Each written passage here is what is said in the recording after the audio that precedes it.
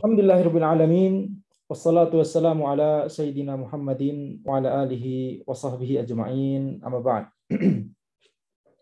Insyaallah kita lanjutkan kajian dari kitab Syarah Manhajis Salikin, di mana Manhajis Salikin karya Syekh Sa'di rahimahullah taala. Kemudian kita membahas syarah dari kitab ini, yaitu syarah karya Syekh Al-Qusair hafizahullah taala. Kita sampai pada pembahasan tentang ya, kemarin kita selesai membahas tentang al-istinja wa adabi qada'il hajah. Kemudian kita sekarang akan membahas ya fasal tentang an-najasat. Penulis berkata, Syekh Sa'di rahimahullah berkata, wa yakfi fi ghasli jami'in najasat 'ala al-badan aw ats-thawb aw al-buq'ah aw ghairiha an tazula 'ainuha 'anil mahal. Ya, cukup untuk ya cukup ketika mencuci atau menyiram seluruh jenis-jenis benda najis, baik itu benda najisnya pada badan atau pada pakaian atau pada tempat atau pada ya hal-hal selainnya, cukup untuk ya menyucikan benda-benda tersebut dari benda najis, yaitu ketika benda najis tersebut hilang dari benda tersebut, dari tempat tersebut. Ya, jadi itu yang dituju ketika kita menyucikan suatu benda dari benda najis, menyucikan suatu tempat dari benda najis. Ya, baik yang disucikan itu misalkan badan kita, ada benda najis nempel badan kita, atau pakaian, ada benda najis nempel di pakaian kita, atau tempat benda najis ya berada di atas tempat kita untuk sholat misalkan, atau di lantai atau di meja dan seterusnya, begitu ya. Maka yang harus kita tuju adalah bagaimana caranya menghilangkan benda najis tersebut, ainuha ya, zat dari benda najis tersebut dari tempat atau benda tersebut. Lianna syar'a lam yashtarit fi ghasli jami'in najasat adadan illa fi najasatil qalbi. Karena syariat itu tidak mensyaratkan ya ketika kita menyiram seluruh jenis benda najis, tidak mensyaratkan jumlah tertentu, kecuali ya najis anjing, kecuali najisnya anjing. Maka baru kemudian syariat mensyaratkan fashtarata fiha sab'a ghasalatin ihdaha biturab. Maka kemudian syariat mensyaratkan 7 kali siraman, salah satunya dengan turab, salah satunya dengan tanah.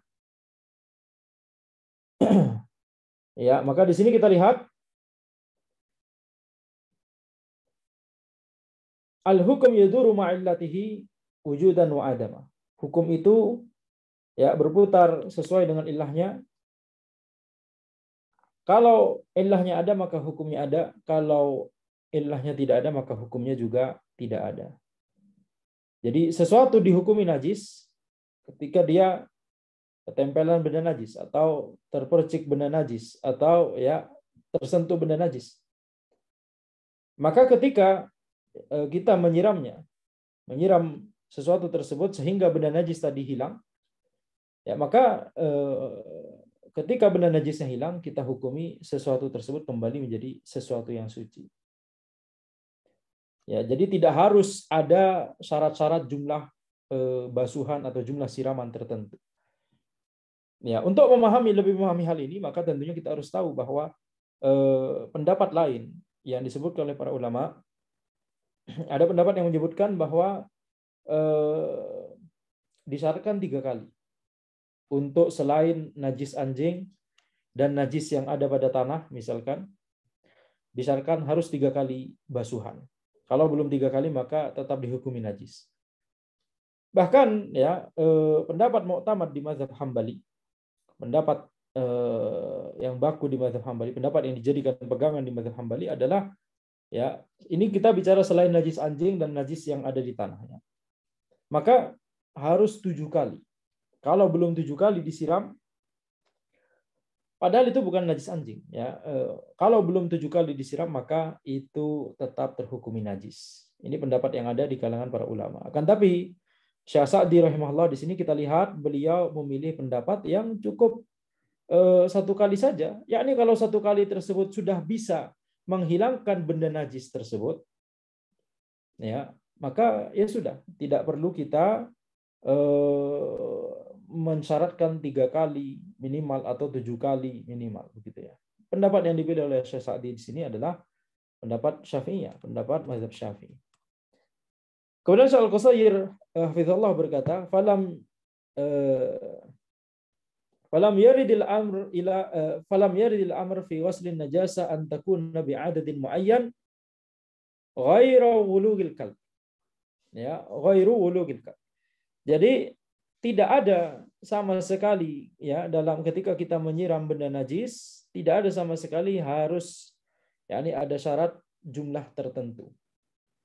Kecuali ketika benda najis yang dimaksud adalah ya anjing. Ya. Wa min dzalika haditsu Asma fi ghusli damil haid al-ati. Contohnya misalkan, contoh bahwa tidak ada syarat tertentu. Ya, contoh bahwa tidak ada syarat jumlah tertentu pada najis selain najisnya anjing. Misalkan hadis Asma, yaitu yang akan disebutkan nantinya ini terkait hadis terkait mencuci atau menyiram najis yang berupa darah haid. Wa minhu hadis Abi Samah al-Ati.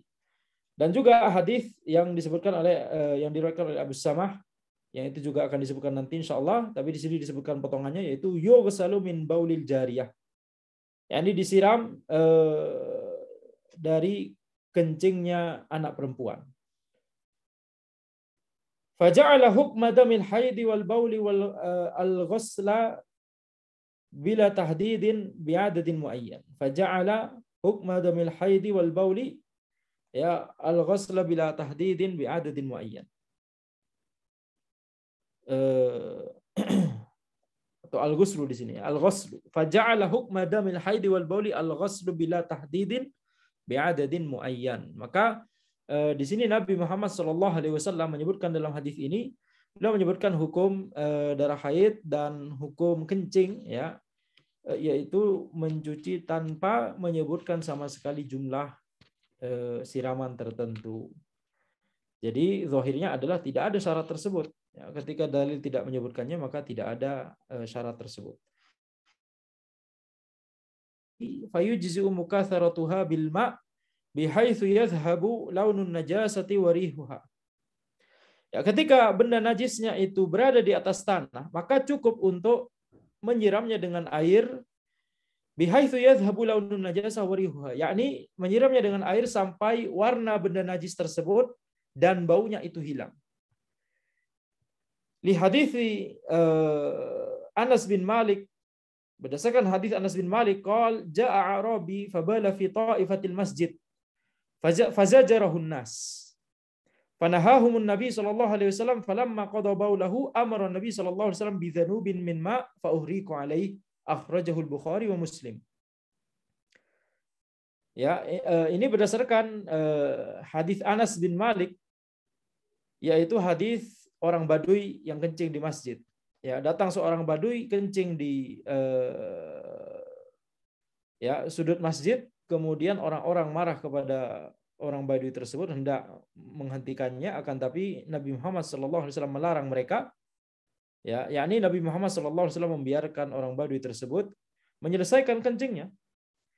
Karena kalau dilarang sekarang maka bisa jadi kencingnya lebih kemana-mana, begitu ya.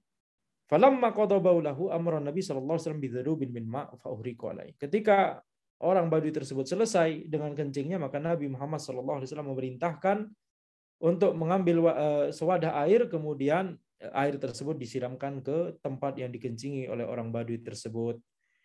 Diriwayatkan oleh Al-Bukhari dan Muslim. Jadi di sini kita mendapatkan kesimpulan, kalau benda najisnya itu di tanah, ya, kalau benda najisnya itu di tanah maka cukup satu kali. Ya. Jadi sama seperti ya benda-benda najis yang lain. Itu mengapa di sini Syekh Sa'di berkata yang dikecualikan cuma satu, yaitu najisnya anjing dan babi. Itu dikiaskan dengan anjing. Ya, cuma pada najis anjing dan babi disyaratkan jumlah siraman tertentu, yaitu 7 kali, salah satunya dengan tanah. Adapun pendapat para ulama yang lain, sebagaimana telah kita sebutkan, ya, para ulama yang lain menyebutkan bahwa kalau itu di tanah maka cukup sekali. Bahkan mazhab Hambali, walaupun di najis yang yakni selain najis anjing begitu ya, dan bukan di tanah, mereka mensyaratkan 7 kali siraman minimal. Tapi ketika najisnya itu di tanah maka cukup sekali. Bahkan mazhab Hambali pun berkata demikian begitu ya. Kan tapi kita lihat di sini pendapat yang dipilih oleh Syekh Sa'di itu sama dengan mazhab Syafi'i dalam masalah ini. Kemudian di sini kita lihat kalau najis anjing maka disyaratkan 7 kali siraman, salah satunya dengan tanah. Berdasarkan hadis Abi Hurairah anna Nabi sallallahu alaihi wasallam qala tuhur ina'i hadikum idza walagha fihi al-kalbu ay yaghsilahu sab'a marrat ulahunna bit-turab, akhrajahu al-Bukhari wa Muslim wal lafdhu li Muslim. Ya, maka kalau najisnya itu adalah anjing, maka disyaratkan 7 kali siraman berdasarkan hadis Abu Hurairah bahwa Nabi Muhammad SAW bersabda, ya, tuhuru ina'i hadikum, sucinya wadah salah seorang dari kalian. Ketika ada anjing yang menjilatinya, maka hendaknya wadah tersebut disiram dengan 7 kali, salah satunya dengan tanah. Ya. Maka di sini karena adanya hadis yang mengecualikan ini, ya, menyebutkan jumlahnya secara sharih, secara tegas, itulah mengapa kemudian para ulama menyebutkan kalau najisnya anjing itu harus disiram minimal 7 kali. Salah satunya dengan tanah, sebagaimana disebutkan di hadis ini, ya. Dan di hadis ini disebutkan idza walagha fihil kalbu, ketika anjing itu menjilati wadah tersebut. Ya, jadi yakni ya, walaupun yang disebutkan di hadis tersebut adalah najis yang disebabkan oleh jilatan anjing, akan tapi seluruh bagian dari anjing, seluruh bagian tubuh dari anjing hukumnya sama. Ya, tidak hanya air liurnya saja, tidak hanya jilatannya saja yang harus kita sucikan dengan menyirami sebanyak 7 kali, salah satunya dengan tanah. Ya, akan tapi kita lihat, ya, ini para ulama menjelaskan bahwa seluruh bagian anjing semuanya disamakan. Dan demikian pula, ya, babi itu dikiaskan dengan anjing. Ya. Jadi harus 7 kali juga, salah satunya dengan tanah. Dan disunahkan dengan tanah tersebut bukan di basuhan yang paling terakhir, ya. Supaya masih ada basuhan dengan air setelahnya yang kemudian membersihkan tanah tanah yang kita yakni gunakan tersebut untuk menyiramnya. Taib. Dan caranya kalau kita bertanya caranya bagaimana, maka misalkan kita mau meletakkan salah satunya dengan tanah, nah salah satunya misalkan kita letakkan di awal, itu berdasarkan riwayat juga, riwayat hadis lain menyebutkan ulahunna biturab. Nah ini riwayat yang disebutkan di kitab ini, ya, bahkan ulahunna biturab, ya, yang pertama dengan tanah. Ayasilahu sab'a marrat ulahunna biturab, ya, mencucinya atau menyiramnya dengan 7 kali. Yang pertama adalah dengan tanah. Yakni kita ambil air kemudian taruh tanah ke situ sehingga airnya bercampur dengan tanah, kemudian, ya, kita siramkan air yang bercampur dengan tanah tersebut ke tempat yang terkena najis anjing atau babi. Itu teranggap siraman pertama. Kemudian siram kedua cukup dengan air saja, siram ketiga cukup dengan air saja sampai siraman ketujuh selesai. Ya. Kemudian kalau ada yang bertanya apakah harus tanah, bagaimana kalau dengan sabun? Maka tidak masalah. Ya, diganti dengan sabun tidak masalah.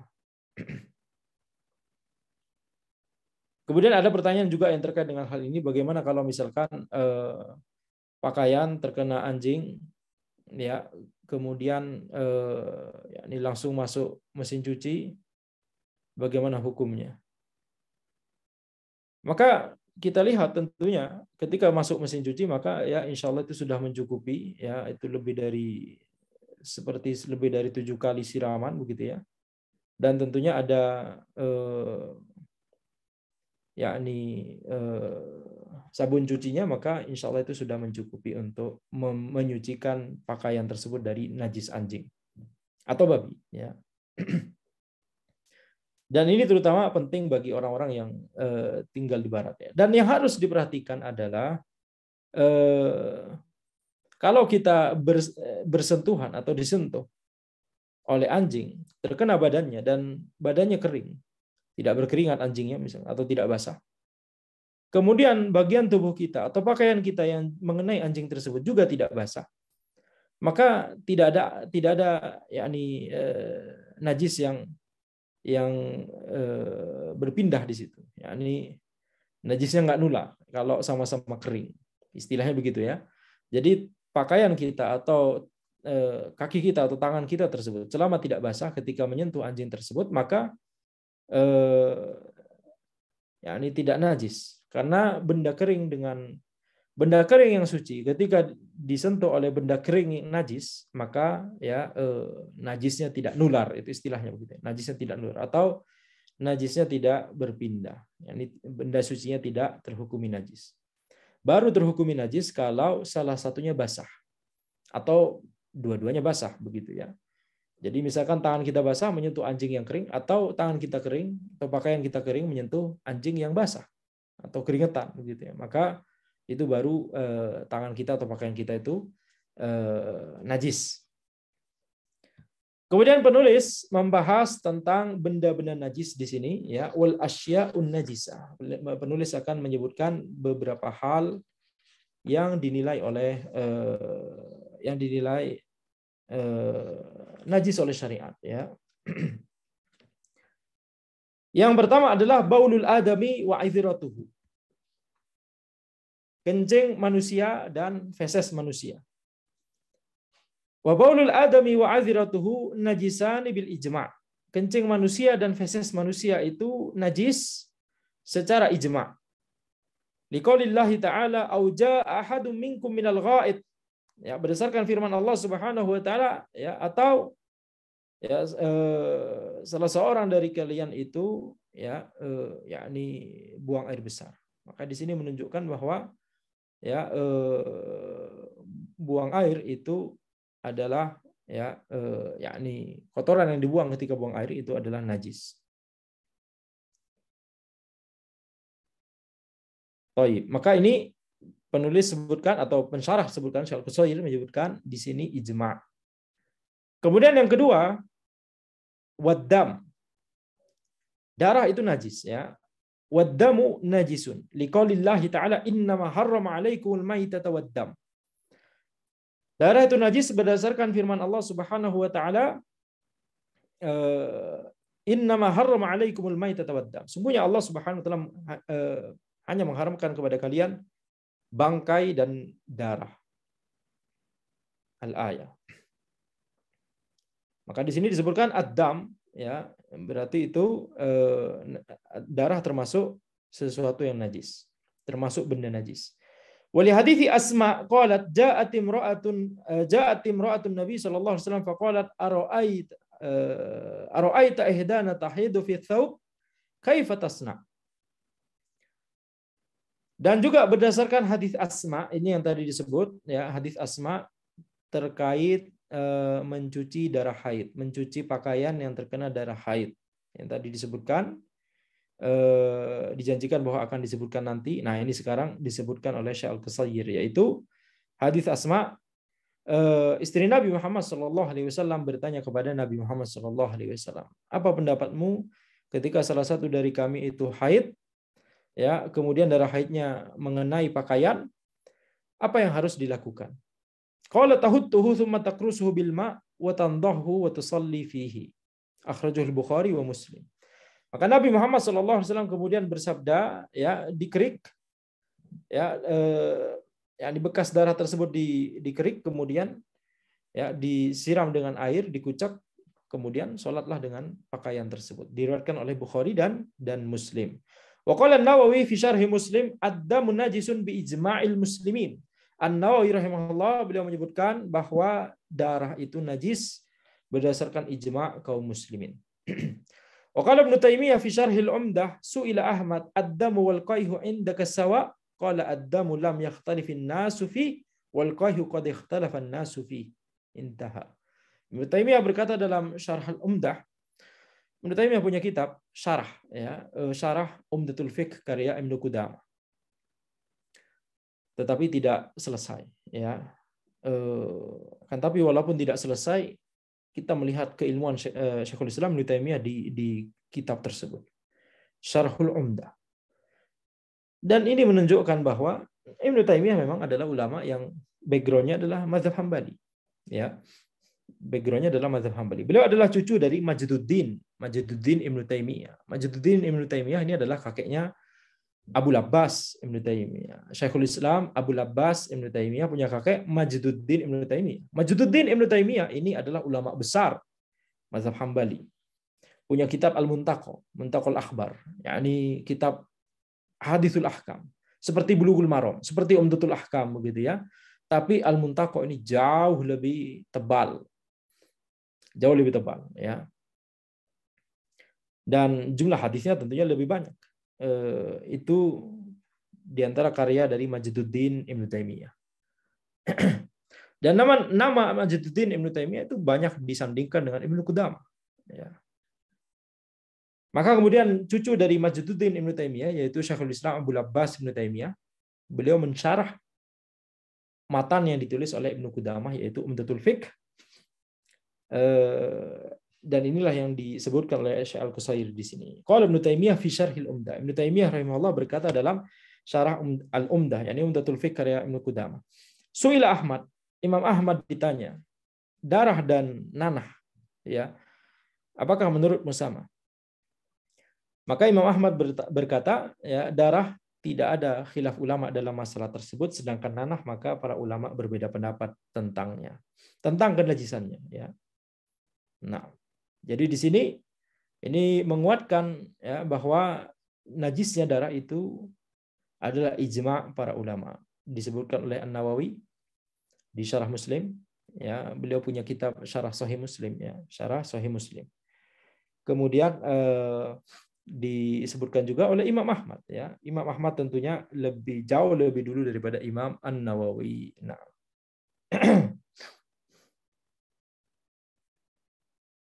Jadi harusnya mungkin lebih tepatnya, lebih baiknya disebutkan perkataan Imam Ahmad dulu tentang ijma ini, baru kemudian disebutkan perkataan An-Nawawi. Nah. Illa annahu yu'fa 'anid damil yasir, kecuali dimaafkan dari darah yang sedikit. Ay yu'fa an yasirid dami min hayawanin tahirin bil haya idza asaba al badan was thiyab wal arda wa nahwaha.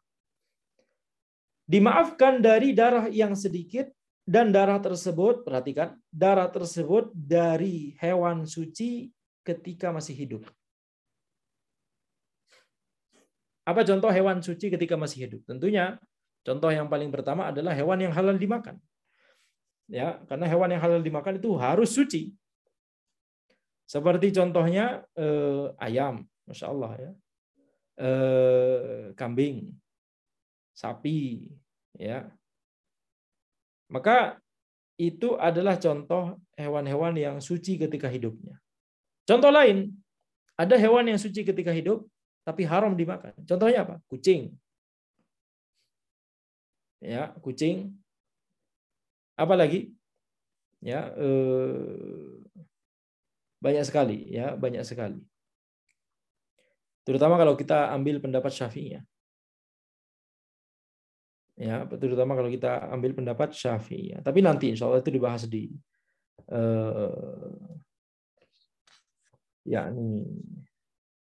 di halaman selanjutnya insya Allah. Maka di sini kita lihat, misalkan kita fokus pada kambing dan kucing. Kambing itu contoh hewan yang suci ketika hidup, tapi halal dan halal gitu ya. Kemudian kucing adalah hewan yang suci ketika hidup tapi haram dimakan. Maka kalau misalkan ada darah dari hewan tersebut, dari kambing atau dari kucing, dan darahnya tersebut cuma sedikit mengenai badan kita misalkan, atau mengenai pakaian misalkan, atau mengenai tanah atau lantai, atau sajadah tempat kita mau sholat, maka ya itu dimaafkan kalau darahnya itu sedikit, ya.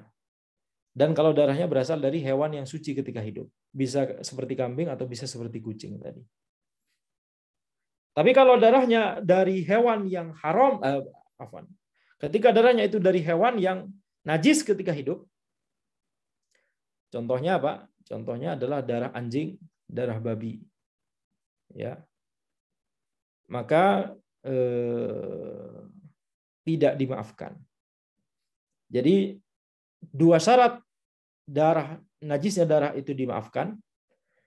Dia najis tapi dimaafkan, begitu ya. Dua syaratnya apa? Yang pertama adalah harus yasir, darahnya sedikit secara urf. Kemudian dia harus berasal dari hewan yang suci ketika hidup. Ada syarat yang ketiga sebenarnya, akan tapi tidak disinggung oleh Syekh Al-Qusair, yaitu tidak boleh mengenai ya makanan misalkan. Ya. Jadi di sini disebutkan ketika mengenai badan, pakaian, tanah dan selainnya. Nah, ada pengecualian, tidak boleh mengenai makanan. Kalau mengenai makanan maka walaupun darahnya sedikit maka tidak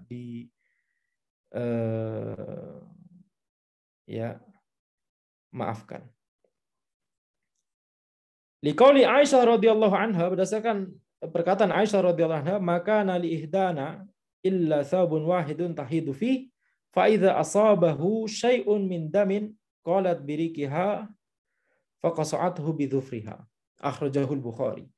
Aisyah radhiyallahu anha berkata, ya, tidaklah salah seorang dari kami kecuali cuma memiliki satu pakaian yang ya kami haid dengan mengenakan pakaian tersebut. Ini maksudnya kemungkinan besar untuk terkena darah haid. Maka ketika darah haid mengenai pakaian tersebut, maka kemudian ya pakaian tersebut diberikan diludahi, kemudian dikucek-kucek dengan kuku. Diriwayatkan oleh Al-Bukhari. Qala Ibnu Qudamah fil Mughni, Ibnu Qudamah rahimahullah berkata dalam kitab Al-Mughni, wa hadza yadullu 'alal afwi anhu. Perbuatan ini menunjukkan bahwa ini najisnya darah ini adalah najis yang dimaafkan. Li'anna ar-riqa la yathuru bihi. Ya, karena ludah itu tidak bisa menyucikan. Sesuatu yang menyucikan itu adalah air. Ya, ludah tidak bisa digunakan untuk menyucikan karena bukan air. Ya, na'am disebut air ludah, tapi bukan air mutlak, begitu kan? Masih ada keterangan. Air apa? Air ludah. Nah, gitu ya, bukan air mutlak.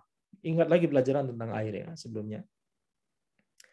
Karena ludah itu tidak bisa untuk menyucikan, wa yatanajjasu bihi dzufruha. Sehingga kalau memang darah tersebut, ini kasusnya adalah darah haidnya sedikit mengenai pakaian ya sahabiyah.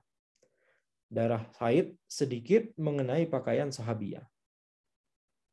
Kemudian Aisyah mengatakan, ya kami menyucikannya dengan membersihkannya dengan diberi ludah kemudian digosok dengan kuku. Maka ini kalau misalkan itu tidak dimaafkan, jadi tetap najis, maka nanti kuku, kata Ibnu Qudamah, kuku akan ikutan najis. Ya kenapa? Karena ya misalkan darah haidnya sudah kering memang di pakaian, tapi kita tambahi dengan ludah sehingga menjadi basah. Ketika disentuh dengan kuku kita jadi najis, ya. Wa yatanajjasu bihi dzufruha. Kalau tetap najis maka nanti kukunya jadi najis dan makin lebih besar najisnya karena dikucek-kucek ya sehingga area najisnya menjadi lebih besar. Wa huwa ihbarun an dawamil fi'l. Dan di sini ya Aisyah radhiyallahu anha menyebutkan hadis ini menyebutkan perkataan beliau ini dengan kata kana. Jadi ini menunjukkan ya bahwa ini adalah perbuatan yang sering berlangsung atau sering terjadi. atau senantiasa berlangsung atau senantiasa terjadi. Amithlu hadza la yakhfa 'ala Nabi sallallahu alaihi wasallam wa la yasduru illa an amrih. Dan perbuatan yang seperti ini ya yakni Aisyah menyebutkan menceritakan bahwa perbuatannya memang yakni para sahabiat sering melakukan itu, bahkan para istri Nabi sallallahu alaihi wasallam ya sering melakukan itu. Maka ini tidak mungkin ya yakni Nabi Muhammad sallallahu alaihi wasallam tidak tahu.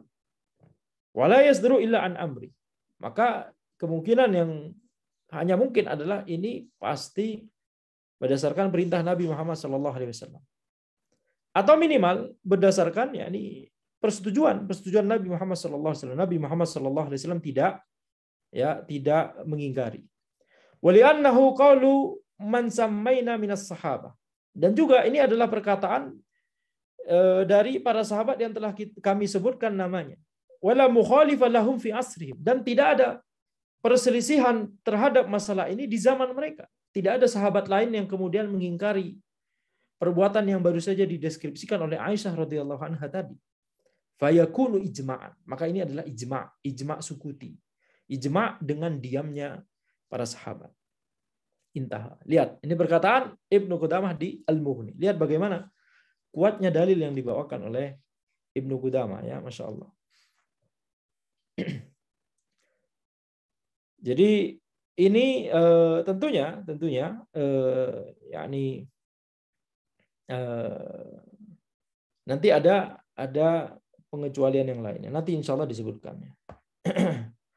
Wa qala fil Kafi, Ibnu Qudamah rahimahullah, Muwaffaquddin Ibnu Qudamah rahimahullah berkata di kitab Al-Kafi, kitab beliau satu lagi ya, beliau punya kitab Umdatul Fiqh, itu yang disyarah oleh Syekhul Islam Ibnu Taimiyah. Kemudian beliau juga punya kitab Al-Muqni ya, yang kemudian diringkas menjadi kitab Zadul Mustaqni. Kemudian beliau punya kitab Al-Kafi. Kemudian beliau punya kitab Al-Mughni. Umdatul Fiqh yang disyarah oleh Syekhul Islam Ibnu Taimiyah itu cuma menyebutkan satu pendapat. Kemudian Al-Muqni menyebutkan dua pendapat ya, secara umum menyebutkan dua pendapat. Kemudian Al-Kafi ini adalah kitab yang cukup tebal ya. Di situ disebutkan banyak sekali masail dan dalil ya.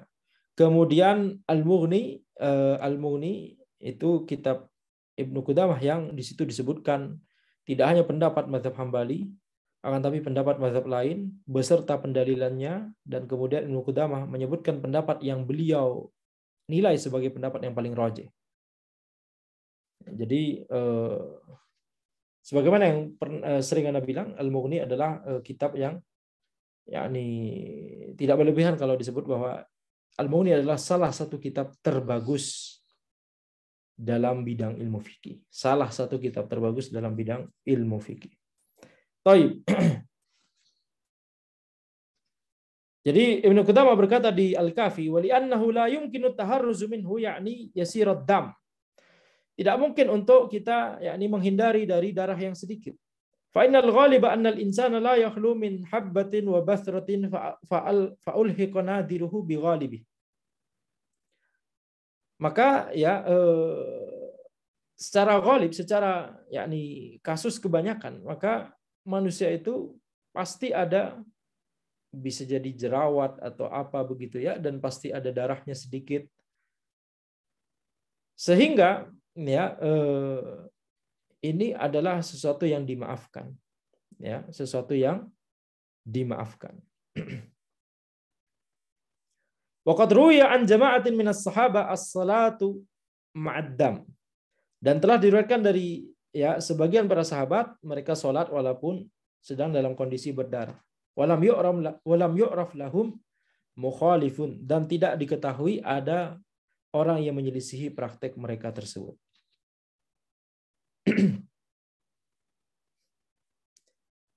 Nah, maka di sini kita lihat tadi disebutkan faulhiqa nadirhu bighalibihi. Setelah Ibnu Qudamah menyebutkan kondisi ghalibnya, kondisi kebanyakan manusia itu pasti yakni banyak, misalkan ada jerawat atau ada luka kecil kemudian berdarah sedikit dan seterusnya ya. Jerawat kemudian pecah kemudian berdarah sedikit dan seterusnya. maka itu kondisi ghalib. Sehingga ya bagi mereka yang memang punya seperti itu maka dimaafkan. Karena susah untuk menghindari darah yang sedikit tersebut. Nah, bagaimana dengan orang yang tidak punya? Nah, ini kondisi nadir sehingga ulhiqa nadiruhu bi ghalibihi. Orang yang memang tidak ada jerawat, tidak ada luka kecil dan seterusnya, ya. Apakah kemudian kalau terkena darah sedikit kemudian jadi najis bagi dia? Sedangkan kalau orang punya jerawat dan ada terkena darah sedikit maka itu dimaafkan. Tidak demikian, gitu ya. Itulah mengapa Ibnu Qudamah mengatakan ulhiqa nadiruhu bi ghalibihi. Orang-orang yang tidak punya dan mereka adalah kondisi nadir, kondisi yang jarang, dikiaskan dengan ya kondisi ghalib, orang-orang yang termasuk ghalib, termasuk keumuman atau kebanyakan gitu ya. Kebanyakan orang biasanya tentunya ada jerawat, ada luka kecil dan seterusnya. Ya, jadi antum paham ya maksud dari perkataan Ibnu Qudamah faulhiqa nadiruhu bi ghalibihi. Waqad sama Ibnu Qudamah min as-sahaba alladziina yarawna al-'afwa 'an yasirid dam. Ibnu Abbas wa Abu Hurairah wa Ibnu Umar wa Jabiran wa Ibnu Abi Aufa. Ibnu Qudamah menyebutkan nama-nama para sahabat yang berpendapat bahwa darah yang sedikit itu dimaafkan. Yaitu Ibnu Abbas, Abu Hurairah, Ibnu Umar, Jabir, Ibnu Abi Aufa, ya. Wa dzakara Ibnu Battal fi Syarh al-Bukhari qalat Aisyah law haramallahu qalilad dam la tataba'an nasu ma fil uruq wa laqad kunna nadbakhul lahm wal burmah ta'luha as-sufra. Wa dzakarahu Ibnu Taimiyah fil Fatawa. Nah, Ibnu Battal di Syarh al-Bukhari beliau berkata, Aisyah berkata, kalau Allah mengharamkan darah yang sedikit, maka pasti manusia akan membersihkan darah yang sedikit yang itu ada di urat-urat di daging yang mereka makan. Walaqad kunna nadbakhul lahm. Ya, dan kami memasak daging, dan di dalam ketika memasak tersebut maka yakni ada darah yang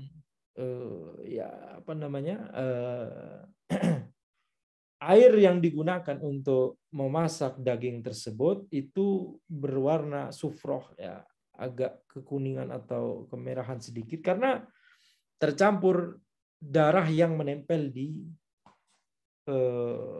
daging tersebut, sedikit darah yang menempel di daging tersebut. Ya, jadi yang najis itu adalah darah yang memancar ketika hewan disembelih. Itu namanya ad-damul masfuh, sebagaimana yang disebutkan di sini ad-damul masfuh. Wa qala Ibnu Abdul Bar fil Istidhkar, Ibnu Abdul Bar berkata dalam kitab beliau Al-Istidhkar, wala khilafa anna ad-damal masfuh rijsun najisun wa anna al-qalila min ad-dam alladhi la yakunu jariyan masfuhan mutajawiz anhu. Tidak ada perbedaan di kalangan para ulama bahwa darah yang memancar itu adalah najis. Sedangkan darah yang sedikit, yang itu ada di urat-urat daging, begitu ya, sisa-sisa darah yang sedikit yang ada di situ, maka itu bukan darah yang memancar, bukan darah yang mengalir, maka itu mutajawiz anhu, ya, dimaafkan. Itu adalah termasuk darah yang dimaafkan. Omithluhu ad-damul masfuh minal hayawanil ma'kul.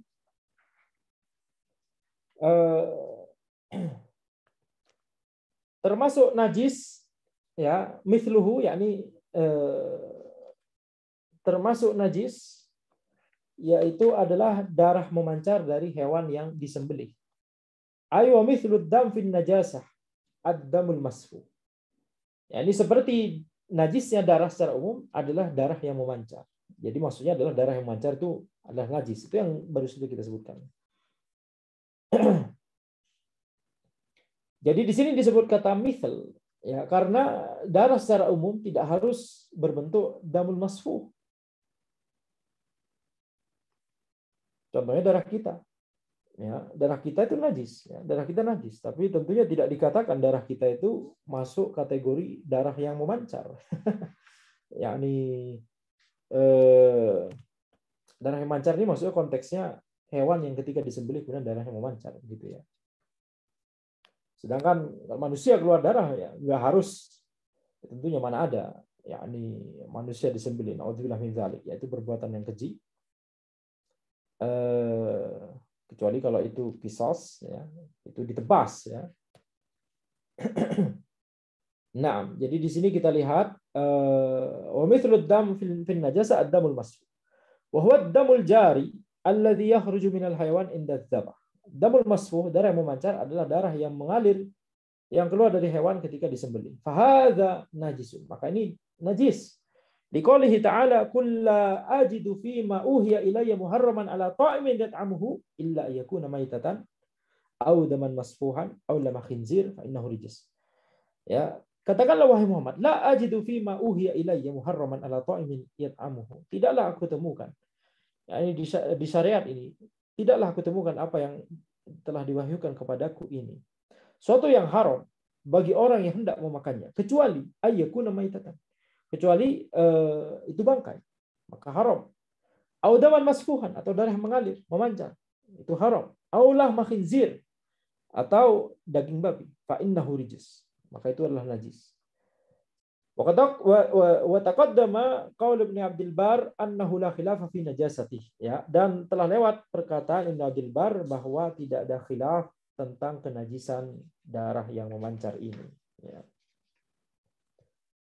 Dunal ladzi yabqa fil lahm wal uruq fa innahu tahir. Darah yang tersisa di daging dan di urat, maka itu suci. Aidunad dam alladzi yabqa fi lahmin wa uruqil hayawan fi lahmi wa uruqil hayawan. Ini kurang fasih, ya, kata para ulama. Dunad dam alladzi yabqa, ya, yakni darah itu najis selain darah yang tetap ada di daging atau di urat dari sebuah binatang yang disembelih, ya. Al-hayawan al-halal al-muzakka, binatang yang halal dan itu disembelih. Tapi di sini penulis atau pensyarah, ya, menyebutkan filahmi wa uruki al-hayawan. Ini kurang fasih, yang benar, yang lebih fasih maksudnya adalah filahmil hayawani wa uruki. Nah, tapi mungkin di sini Syekh Al-Qusayri hendak memberikan sifat-sifat tambahan untuk al-hayawan, makanya diakhirkan mungkin filahmi wa uruqil hayawanil halal al-muzakka, al-halal al-muzakka, beliau menyebutkan itu. Akan tapi seandainya kalimatnya diubah menjadi filahmil hayawanil halalil muzakka wa uruqi, maka ini lebih baik. Fa innahu tahirun halal, maka darah yang menempel ini di daging atau di urat tersebut itu adalah darah yang suci dan halal dimakan. Lianna syar'a lam yahrum illa dam, lianna syar'a lam yuharrim illa dam al-masfuh. Karena syariat itu tidak mengharamkan kecuali darah yang memancar. Wa li'annahu la yumkinu taharruz minhu. Dan karena tidak mungkin untuk, ya, kita menghindari darah tersebut. Ya, bagaimana cara membersihkannya? Sudah susah, darahnya sedikit ada di sela-sela daging atau gitu, ya, di urat. Wa taqaddama qaulu Aisyah, "Law haramallahu qalilad dam la tataba'an nasu ma fil uruq wa laqad kunna natbahul lahm wal barmah ta'luha sufra."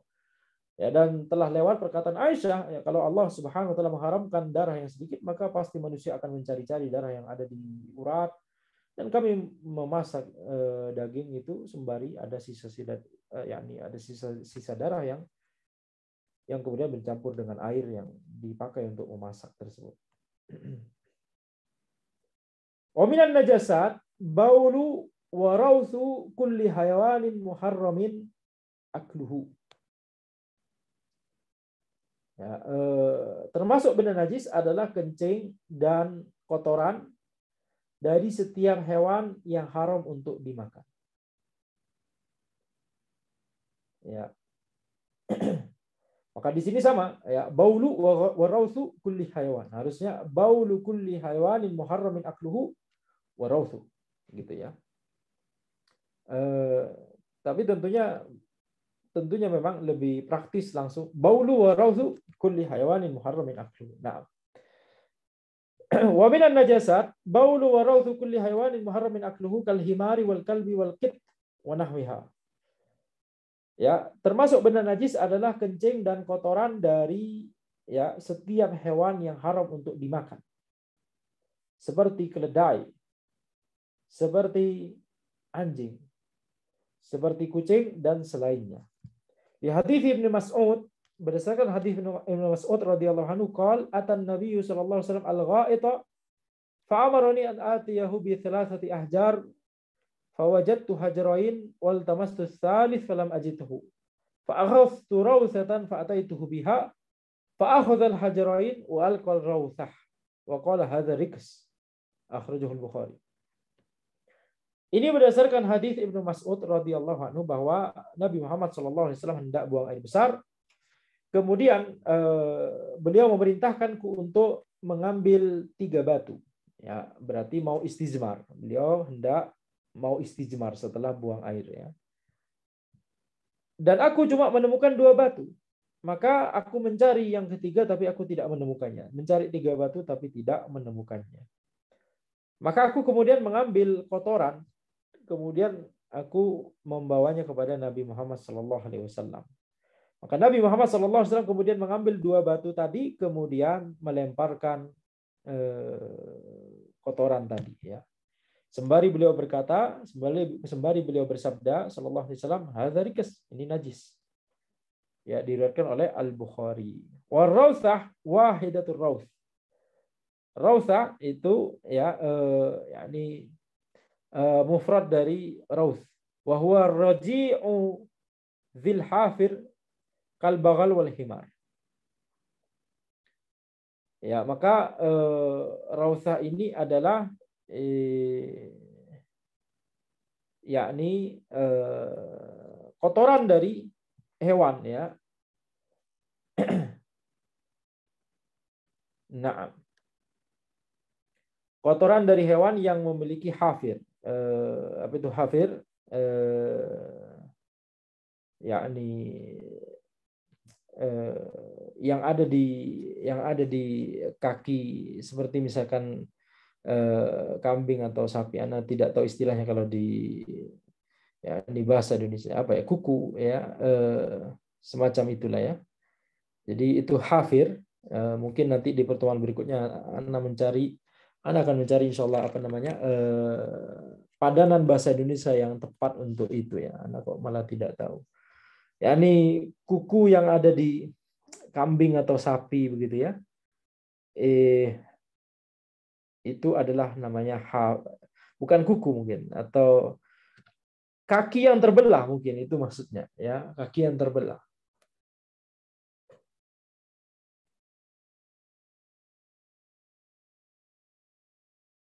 Iya, intinya itu, ya. Nanti Anda coba cari, ya, bahasa Indonesianya apa.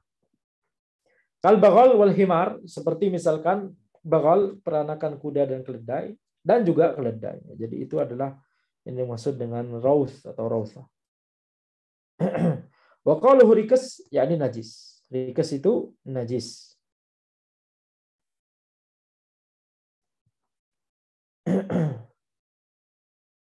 Wa dalilu ala najasatil himar hadithu Anas anna Nabiy sallallahu alaihi wasallam amara munadiyan fanada fin nas innallaha wa rasulahu yanhayanikum an luhumil humuril ahliyah fa innaha rijs. Akhrajul Bukhari wa Muslim. Makna rijs ay najis. Dalil najisnya himar, keledai, adalah hadis Anas bahwa Nabi Muhammad SAW memerintahkan, ya, seseorang untuk mengumumkan kepada manusia, sesungguhnya Allah dan Rasulnya yanhayanikum, melarang kalian dari, ya, daging keledai. Al-humur al-ahliyah itu daging keledai. Fa innaha rijs, karena itu najis, ya, diriwayatkan oleh Bukhari dan Muslim. Nah, jadi di sini kita lihat termasuk najis adalah kencing dan kotoran dari setiap hewan yang haram untuk dimakan. Bagaimana dengan hewan yang halal dimakan? Maka kencing dan kotorannya tidak najis menurut mazhab Hambali. Ya, tidak najis menurut mazhab Hambali, dan inilah yang pendapat yang dipilih oleh Syekh As-Sa'di rahimahullahu taala, ya. Jadi kencing dan kotoran dari sapi misalkan itu tidak najis. Kotoran kambing tidak najis. Kotoran ayam tidak najis. Bukan berarti halal diminum atau halal dimakan, bukan, ya. Tapi kita sedang berbicara suci dan najisnya di mazhab Hambali. Dan itulah yang dipilih oleh penulis di sini, Syekh Sa'di rahimahullah, yaitu kotoran dan kencing dan kotoran dari setiap hewan yang halal dimakan maka itu suci, ya, maka itu suci. Adapun hewan yang haram dimakan, maka itu najis. Kencing dan kotorannya maka itu najis, ya.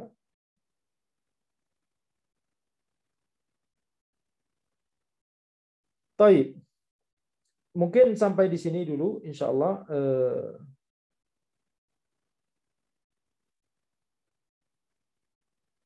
Atau satu lagi, ya, benda najis yang disebutkan di sini masih ada beberapa. Akan tapi satu lagi, yaitu wasiba kulluha najisah. Hewan liar itu semuanya najis. Hewan buas, ya, hewan buas itu semuanya najis. Ini pendapatnya mazhab Hambali dan dipilih oleh Syekh Sa'di di sini. Berbeda dengan pendapat Syafi'iyah, ya. Wasiba kulluha najisah wa dzalika mithlul kalbi wan nimar wal asad. Maka binatang buas itu semuanya najis, seperti misalkan anjing, ya, seperti misalkan namar, ya, atau numur di sini, namar, yakni harimau, ya, wal asad, singa.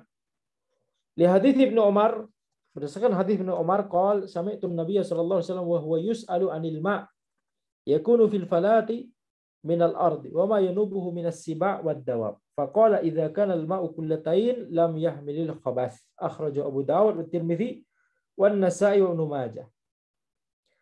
Berdasarkan hadis Ibnu Umar radhiyallahu anhu bahwa beliau berkata, aku mendengar Nabi Muhammad sallallahu alaihi wasallam ketika beliau itu sedang ditanya tentang air yang berada di, yakni, sebuah tanah atau area begitu, ya, yang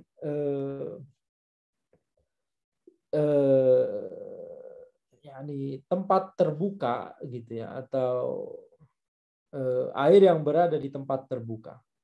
Jadi kalau air berada di tempat terbuka, maka hewan buas itu maka, ya, akan besar kemungkinan hewan buas akan sering datang ke situ untuk minum atau bahkan bisa jadi, ya, yakni nyebur ke situ atau semacamnya begitu, ya. Oma yanubuhu minas siba' wad dawa. Ya, jadi beliau sallallahu alaihi wasallam sedang ditanya tentang air dan yakni ketika air tersebut itu bisa jadi banyak disinggahi oleh binatang buas atau, ya, binatang-binatang yang lain, ya, walaupun tidak buas, misalkan dawab, yakni hewan-hewan tunggangan atau semacamnya, hewan ternak. Maka apa kira-kira yang bisa menggantikan air tersebut, karena para sahabat khawatir ini najis gitu, ya.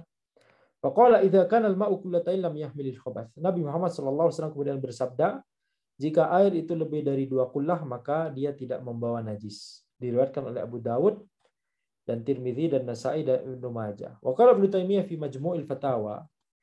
Ibnu Taimiyah berkata, ya, dalam Majmu'ul Fatawa, aktsaru ahli ilmi bil hadithi ala annahu hadithun hasan.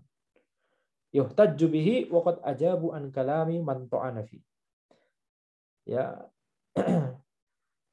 Jadi sebagian besar atau, ya, sebagian besar ahli ilmu tentang hadis, sebagian besar ahli hadis itu menyebutkan bahwa ini adalah hadis hasan yang bisa dijadikan sebagai hujjah, dan mereka telah menjawab orang-orang yang yakni mendhaifkan hadis ini. Wa qala Ibnu Qudamah fil Mughni, Ibnu Qudamah berkata di kitab Al-Mughni, "Lau kanatis siba'u tahiratan lam yahdath bil kullatain, lam yahuddahu bil kullatain."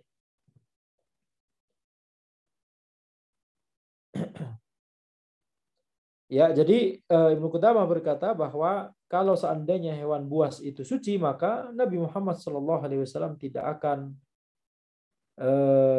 menyebutkan batasan 2 kullah. Nabi Muhammad SAW bersabda, kalau air itu di atas 2 kullah, maka dia tidak akan membawa najis. Yani dia tidak akan najis, walaupun misalkan ada hewan buas yang minum ke situ atau nyebur ke situ, kemudian pergi lagi begitu, ya. Selama itu telah kita sebutkan, ya, di pelajaran tentang air. Selama air tersebut tidak berubah sifatnya lebih dari 2 kula, maka ini suci.